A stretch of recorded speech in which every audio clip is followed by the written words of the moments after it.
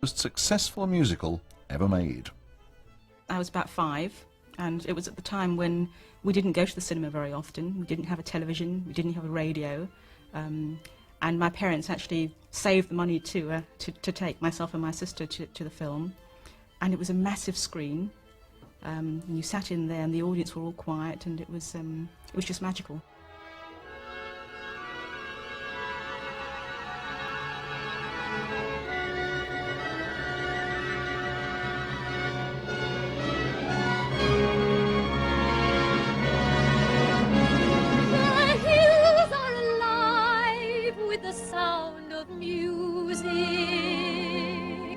With songs they have sung for 1,000 years.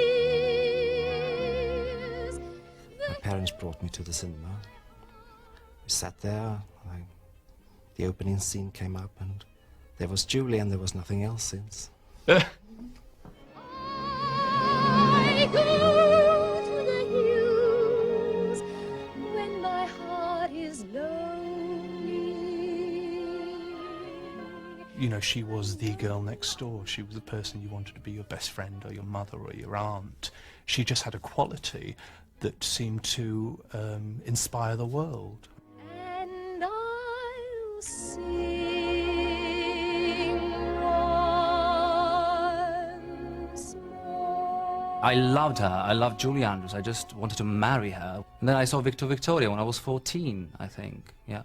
And I discovered, you know, that the nun was actually a drag queen. And I discovered that I didn't want to marry Julie Andrews. I wanted to be Julie Andrews. So, I've never felt that way before.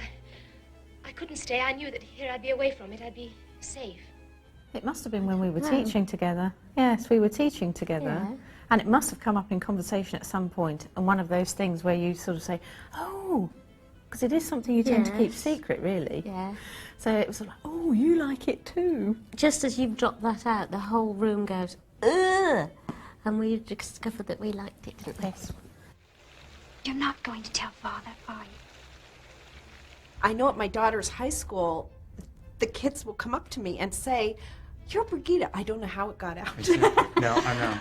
I'm Brigitte. She's Louisa. She's 13 years old, and you're smart.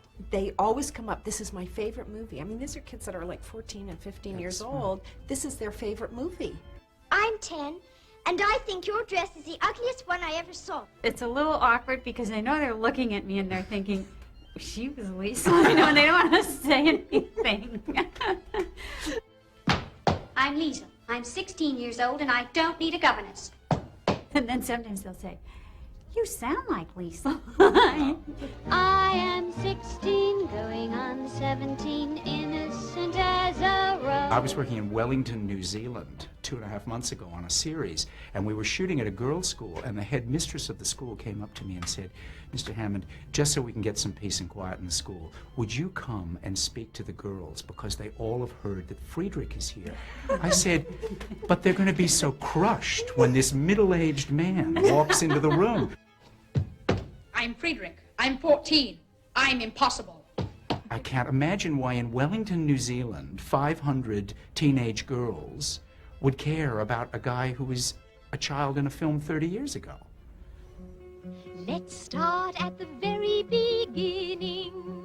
A very good place to start. They have an old joke on Broadway, nobody likes it but the public, and that's The Sound of Music. Nobody likes it but the public. I believe the first person who saw the German film on the Trapp family was Vincent Donahue, a director in Hollywood who was a friend of Mary Martin's. And his initial idea was to do it as a play with some songs. And they approached Rodgers and Hammerstein. I think it was Richard Rodgers said, you know, I really think that this is more musical than just a couple of songs, and perhaps it should be a full-fledged musical. Mary Martin was 46 years old, and she was still a huge star on Broadway. And it was an enormous success in New York. It was a far bigger success in London, actually. Up until, I believe, Jesus Christ Superstar, it was the longest-running show on the West End. There were some good reviews, but everybody quibbled, and I myself, at that production, had a lot of problems. I felt that I was being manipulated rather than being entertained. I was in New York City And The Sound of Music had just opened in New York with Mary Martin. And it got kicked around by the critics. You've got Nazis, you've got nuns, you've got a count and a peasant girl, you've got children. The opportunities to be cute are legion. And as we were sitting there, I said to my wife, I don't care what anybody says about this show. Someday it's going to make a very successful movie. I found myself very moved, without knowing why, when the children are heard by Captain Von Trapp. It had a tremendous emotional tug in me.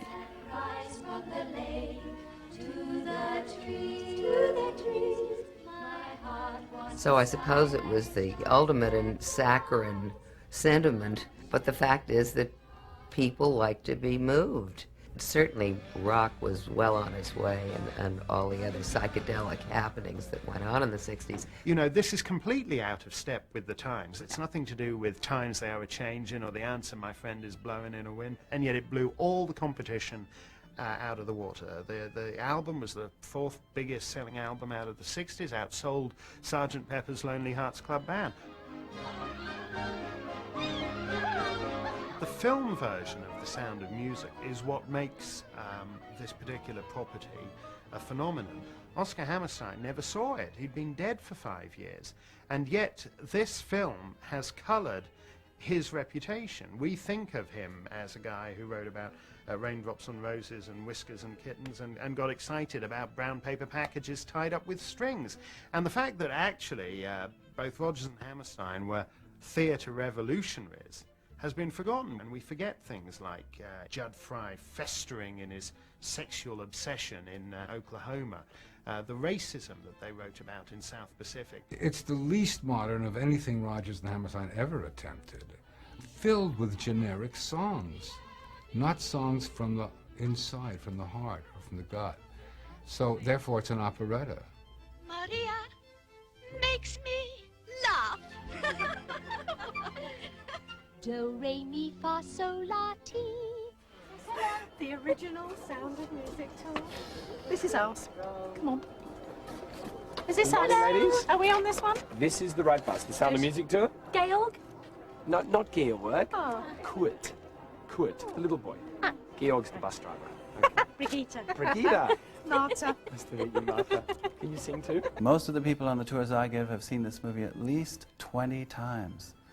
And some people up to 50 times they've told me on the bus. It's hard to believe, but it's true. In here, in here. Right. You've all seen The Sound of Music, yes?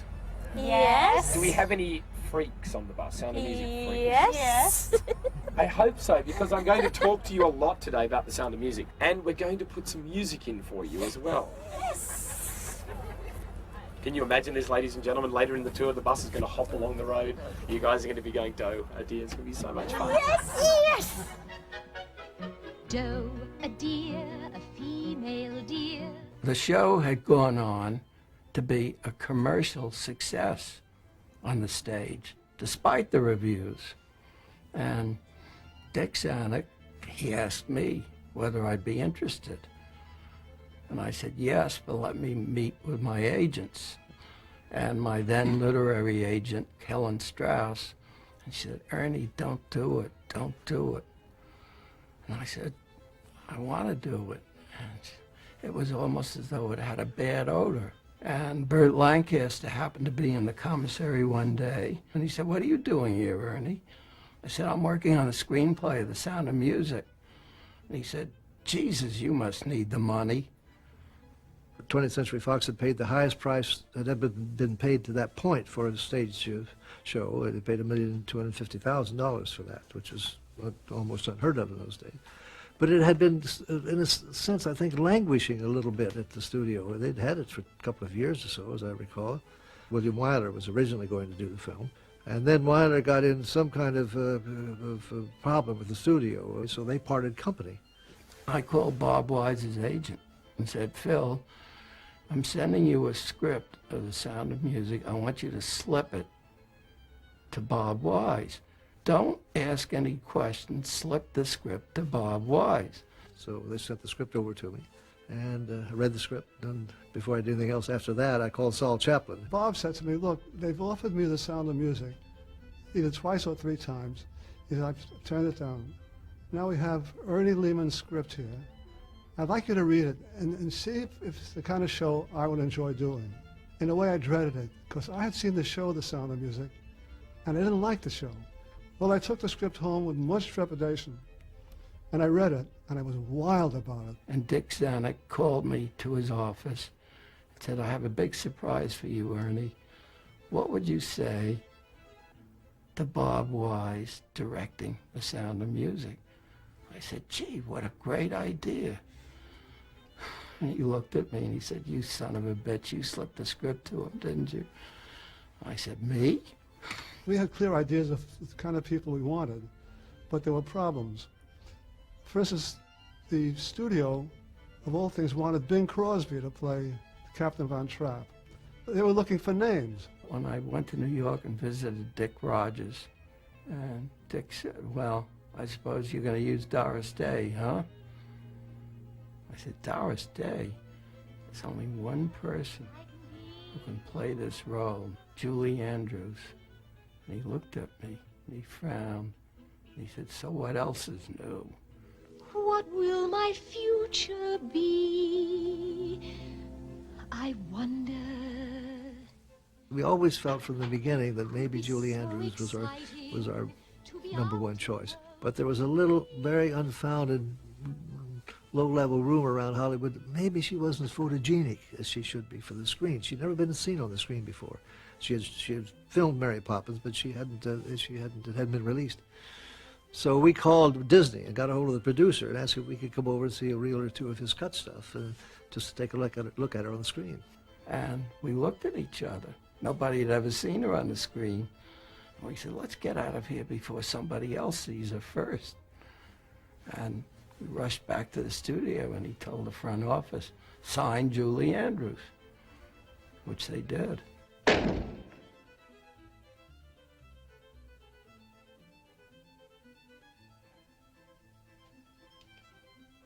I had seen Chris Plummer in New York on the stage a couple of times. I thought he was just one of the best actors I'd seen.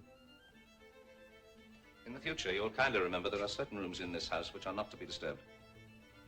So I kept plugging for him, and the studio had no problem with it. But originally, he didn't want to do it. What finally happened is he read it, and he said, if my part is rewritten, I will do the picture. So we said, all right, well, what do you want from your part? He said, well, I want it to be a little more sardonic, maybe a little more humor here and there. And he and Ernie Lehman sat together for several weeks. And if you compare his part in the picture with the play, you'll see the difference. Well, I would have made myself a new dress, but there wasn't time. I can make my own clothes.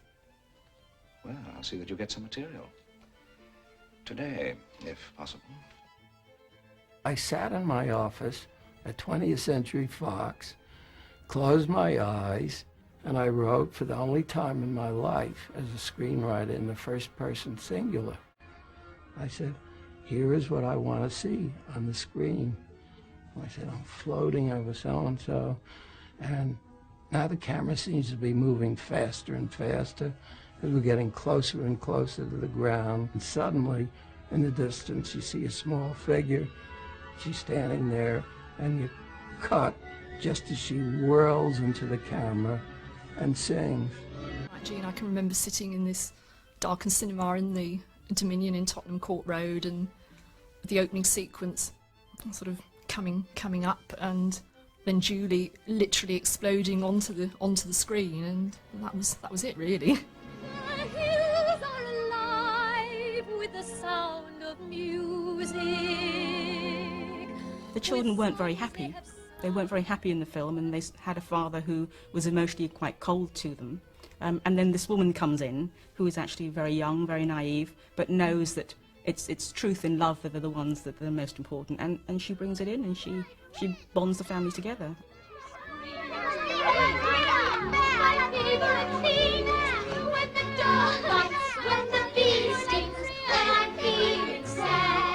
I think that she does represent a perfect being that we all either strive to be or that we would like to have within our own lives. The children were much harder because we wanted different types and different sizes.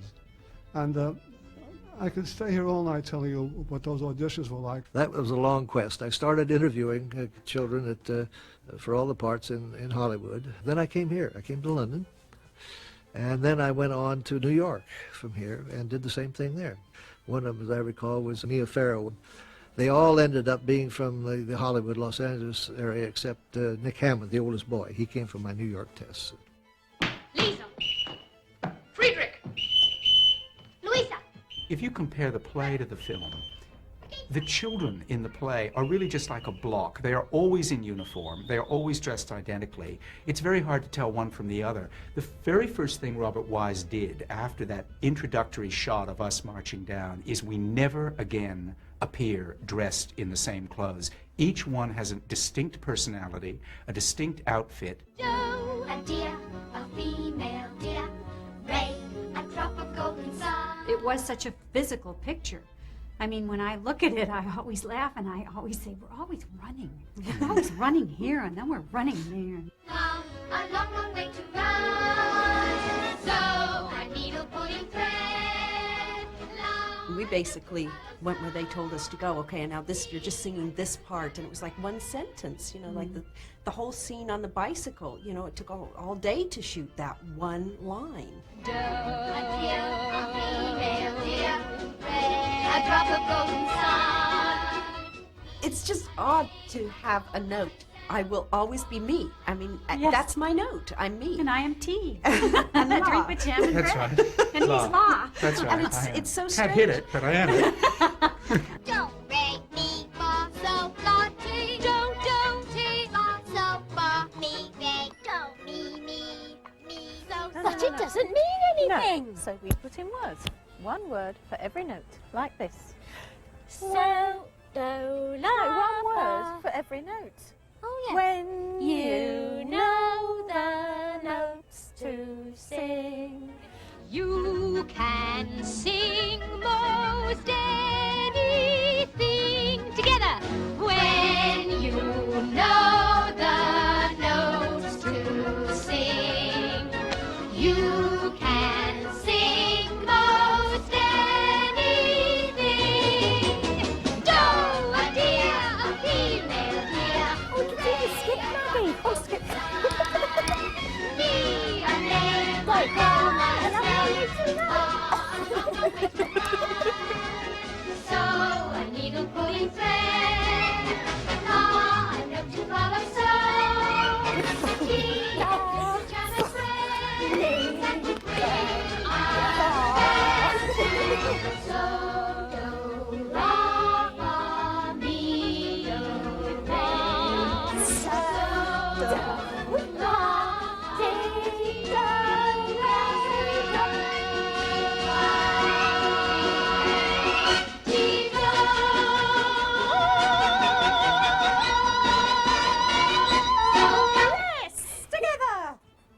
People mock the sound of music, but there is a lot of very fine work in there. You know, when you think of Do, Re, Mi, a musical singing lesson, and it does seem like a child's song that they could have been teaching you in Victorian nurseries. Wrong. Rodgers and Hammerstein cooked it up in 1959. It had never existed till then.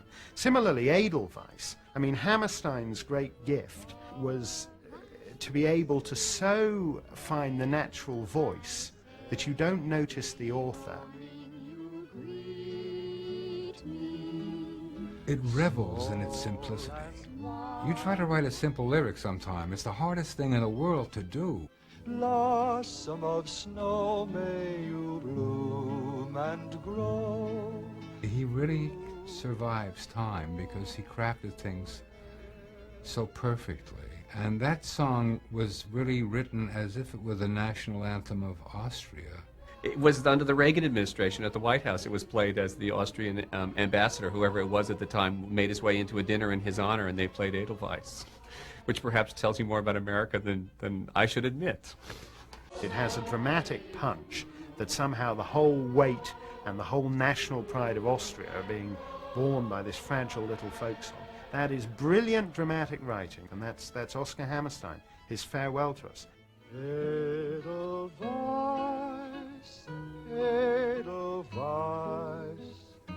every morning you greet. Well, several years ago, I was working in Korea and feeling quite homesick, to be honest, after about 7 weeks away.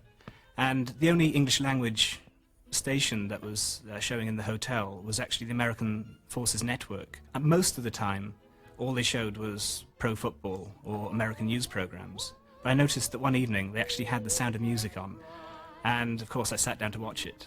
And those feelings of nostalgia, mixed up with a generous dose of homesickness, meant that I must admit I was a bit misty-eyed by the end of Edelweiss. I thought about the American troops themselves, whether they were feeling similar emotions.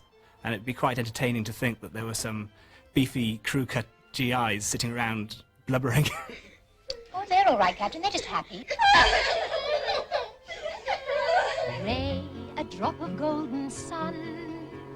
The thing about Rodgers and Hammerstein is that the hills and their life are present in their songs, and that's the great triumph of their score.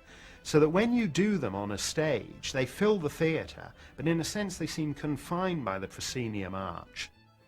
Gershwin, Cole Porter, you don't really need film versions of them. They're very indoors, metropolitan, midtown Manhattan guys. Rodgers and Hammerstein, you've got to be opened up. You've got to be out there in the open air. So when you have these fantastic Salzburg vistas, you can't go wrong. Well, I'd always dreamt of going to Salzburg and Austria ever since I was a child, because it does look so wonderful and it's so completely different to anything else. The buildings are quite fairy tale and the scenery is so wonderful with the snow and the sunshine and the lakes and so on. It's so much part of the film and the music that I always thought I'd like to go there. But it just seemed like a really good opportunity for the honeymoon to make it something that bit more special, to actually go there. It was like a dream come true for me, really.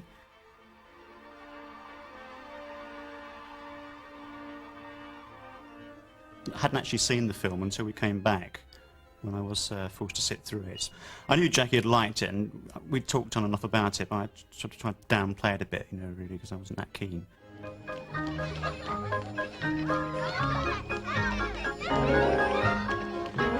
It does look quite unchanged when you go and see it, although a lot of the places are now privately owned and you can't actually go inside. But even so, it's a really exciting feeling to recognise them, and especially to then go back and look at the film and recognise all the places. The steam train that the children are seen on, that was the place where we were actually staying, and we'd been on the train, so that was really exciting. I would have to say, the songs are catchy, I can't deny that, but I'm afraid it's the context in which they're set that I'm not as keen on. He can actually sing along with most of the songs now. Well, I've heard them about 10 times, so I don't have much choice, really.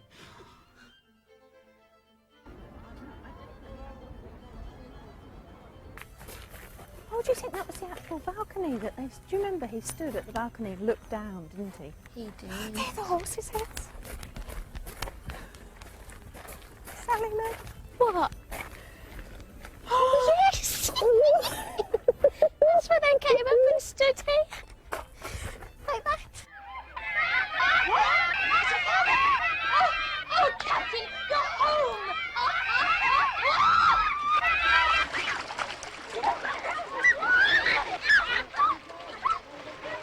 Can you hear that slip, slap as they all get out of the water? The sandals. Yeah. Yes. And line up there.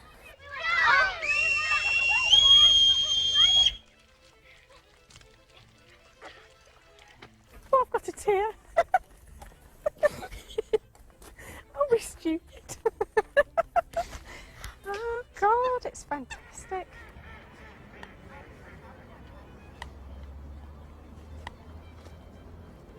Me, a name I call myself. I went to see The Sound of Music, became a fan of the film and of Julie Andrews. Actually wrote to the real Maria von Trapp to say that as a result of all of this I'd made many friendships, done many things which I wouldn't otherwise have done, because without her and the captain, there wouldn't obviously have been The Sound of Music. There is a real Von Trapp family, and they were a family living in Austria who escaped from the Nazis, and they were turned into a film in Germany after the war.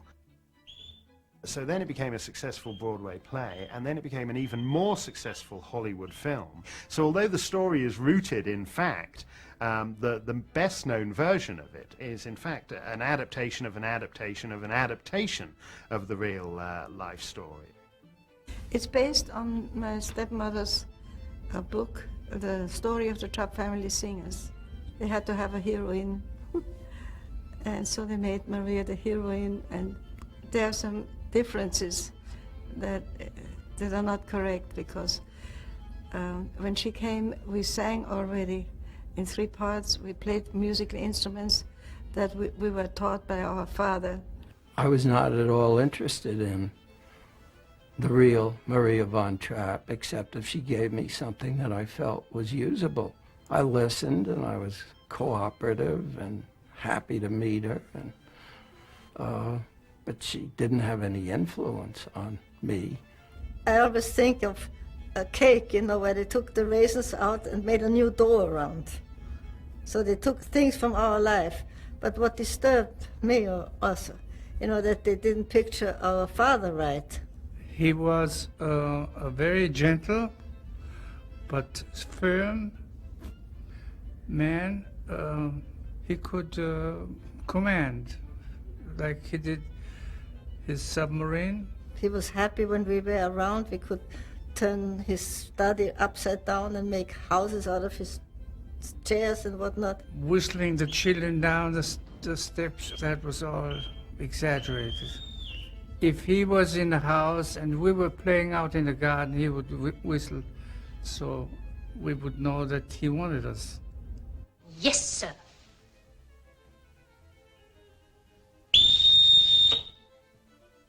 They walked up the Alps to get out of Austria at the end of The Sound of Music, and they walked down in the Green Mountains of Vermont, and they started running a ski lodge. They never cleaned up out of The Sound of Music. You know, by 1980, I think the film had taken $80 million. Well, none of that went to Baroness von Trapp and her kids. And yet, at the same time, everyone comes here and they expect to say, yeah, which one were you in the movie? One lady told me, don't tell me the truth. I don't want to know the truth. The Sound of Music is so beautiful. I want to have this true. The movie is an interesting phenomenon, if you will. On the one hand, it's a marvelous thing to draw people. On the other hand, I can only speak for myself, don't want to see the place turn into a theme park for the movie. There are some people who would like to see actors lined up singing Do Re Mi as they check in. I'm not going to do that. If we sell out to Walt Disney, we'll let him do that. But in the meantime, this is still going to reflect our family and our taste, and not what Hollywood made of it. If you look in the Central Vermont phone book, you'd think they were 11th generation Yankees. You'd never know they'd only been here for half a century, and they've built a life for themselves as Vermonters.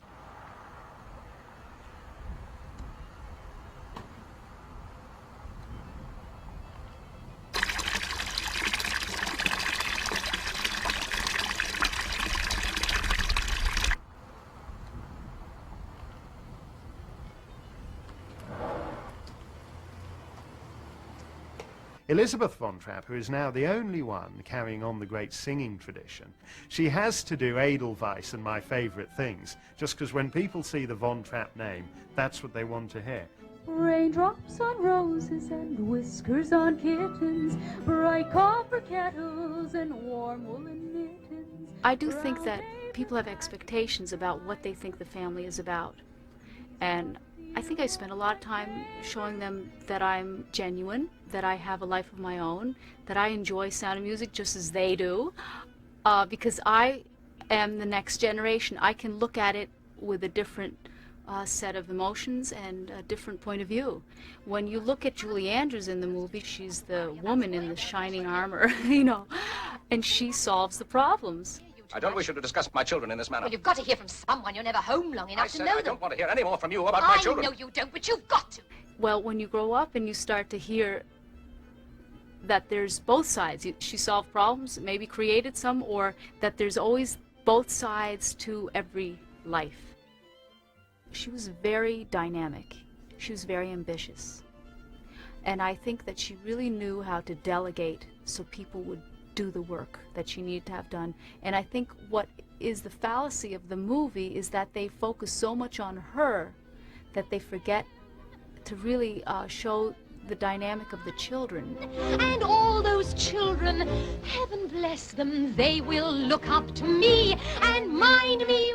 But when you start living a life together, as anyone can identify with, what if they did a sequel? It would show that the problems arose, new ones. But of course, she was a completely different character from us, and well, there were frictions, you know. You can't help it, but we still loved her. I hear that at the opening night of the stage version, as the actors are taking their bows up from row 1, the real Maria von Trapp arose in the aisle and faced the audience and took a bow. She was something. A long, long way to run. It seems to have struck a chord internationally. I attribute that to the family story that it is. I think that's the one common denominator we all have, is family, love of children, and what goes on with all of that. Don't forget that everybody who wrote that were of grandparent age.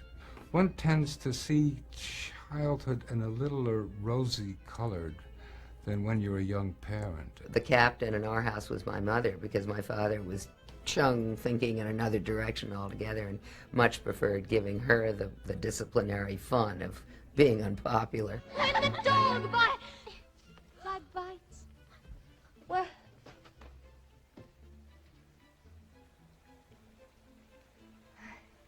Hello? Everyone has been a child. Everyone has had parents. A lot of people have been parents, and there's always this feeling, if only we could be or could have been closer. One of the most important things about the Trapp family is that they struggled as well, solving their problems as they were singing and as they were making a new life. When they would sing, they stood a certain way, they looked at each other a certain way, and they sounded a certain way that was one of a kind. Silent night, holy night. I decided to put together a song called Cor Unum, One Heart. And it's taken from the New Testament, I think from Acts, and really was the vision they had when they sang together. There was a beauty that they arrived at, and it's something that families do strive for when they are together, and I try to reflect on that in this song. Oh, crown of life, shining diadem, brilliantly shine for each one of them, reflecting promise and dreams they once drew. It seems to say, this is what life could really be like if it were perfect. It's a Cinderella story in a way. It's a wonderfully romantic fairy tale. It's the scullery maid who winds up as the princess. That has always been a winner, if you do it so it's sincere. I would say by far the most popular stop would be the gazebo, where the love scenes were filmed here. Then everybody has room getting a picture. Okay? The first reaction I get is when they see the gazebo, there's a big, ah, there it is. And they all get their cameras out and start taking photographs. Ladies and gentlemen, there is the house. Oh, gosh. Get a good one. It's almost a religion. It's very emotional. Some people say, I've come here to see this. I'm just gobsmacked. I want to dance around on the benches. Oh, is it open? Oh no, it's raining. Oh, it's locked. It's locked. We can't go in. It's raining. somewhere we can go? She goes,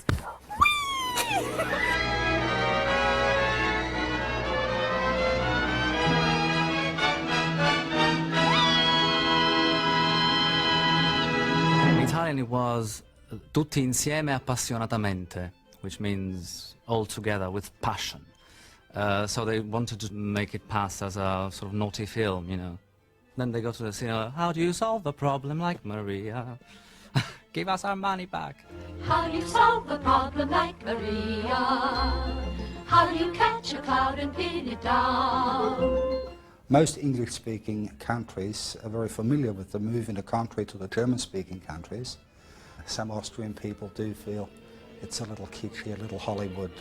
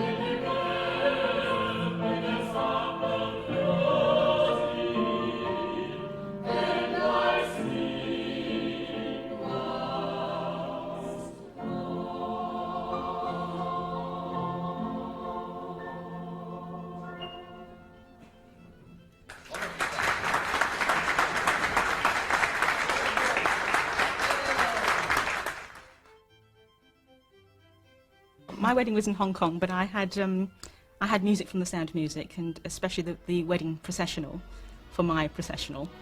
And then for the main speeches at the reception, they were based on The Sound of Music again, and in particular, they were based on the song Something Good. So that was a very touching wedding. And that scene of Christopher Plummer and Julie Andrews when they're in silhouette in the gazebo with that melody, that is one of those rare moments when the music is perfectly in tune with the setting, is perfectly in tune with the dramatic moment, and there is something beautiful about that, and that's what persuades an audience. Every shot is a thing of beauty. Bob made it so beautiful. Any number of people over the years say to me, Mr. Wise, your film was on television last week, and I thought, I've seen it a lot of times, I thought I'd look at a reel or two of it. You know, I got hooked again. I saw the whole thing. Oh, I saw that film 10 times, 15 times, 20 times. And I think that's why I'm still recognized, is because people saw the film so many times. People form an attachment with it, a sort of personalized attachment, and kind of adopt the children in the film as members of their own family. What's not to like about a movie that's just so beautifully done, and we were all so proud of it when we were finished with it. I just never thought that it would last for, you know, year after year after year. There is no cachet to liking The Sound of Music at all. There is no kind of hip sensibility. It's not part of the zeitgeist. It doesn't have the kind of Quentin Tarantino factor. I think people find it very difficult to accept purity, I think, in today's society. They think they've got to have an edge. And therefore to actually say you like a film that is wholesome, a film that is happy, a film that brings nothing but joy to people, to them is something that, you know, is incorrect and unacceptable.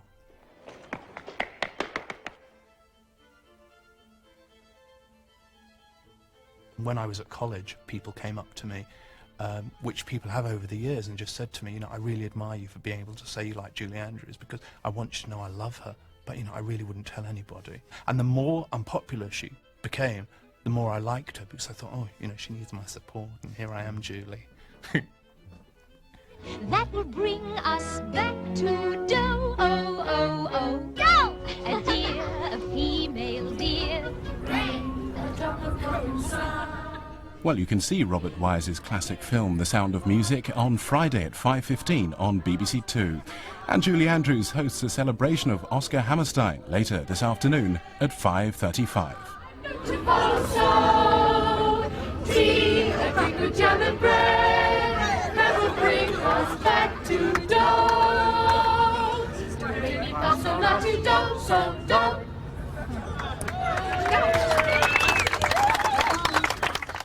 Well, I get goosebumps every time I hear The Sound of Music. The Hills Are Alive. But it gives me peace of mind and peace of the soul. Will be blessed with the sound